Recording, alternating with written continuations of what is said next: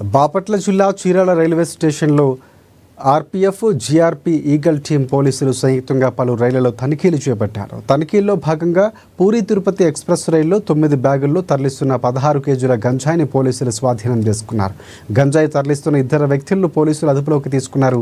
గంజాయిని ఎక్కడి నుంచి ఎక్కడికి తరలిస్తున్నారనే కోణంలో పోలీసులు ప్రస్తుతం విచారణ జరుపుతున్నారు. ప్రజల ప్రాణాలకు హాని కలిగించే గంజాయి వంటి మత్తు పదార్థాలను తరలించినా, అమ్మినా, సేవించినా వారిపై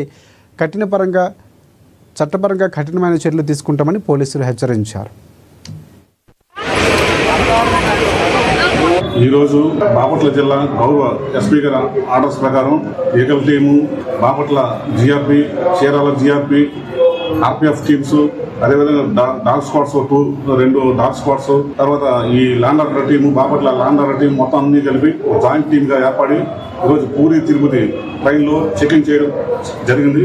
ఈ చెకింగ్లో మేము బాపట్ల నుంచి చీరాలను చెక్ చేయడం జరిగింది. ట్రైన్లో జనరల్ బోగీలన్నీ కూడా క్షుణ్ణంగా చెక్ చేయడం జరిగింది. ఈ తనిఖీల్లో ఒక 2 బ్యాగుల్లో 9 ప్యాకెట్లలో 16 కేజీల గాంజాని సీజ్ చేయడం జరిగింది. వీటిని మా డాగ్ స్క్వాడ్స్ స్మెల్ ద్వారా ఆ బ్యాగ్ని ఐడెంటిఫై చేయడం జరిగింది. అంతటా మా డాగ్ స్క్వాడ్ యొక్క ఇన్ఛార్జి దాన్ని చెక్ చేస్తే దానిలో ఈ గంజాయిని ఐడెంటిఫై చేయడం జరిగింది. ఈరోజు బాపట్ల జిల్లా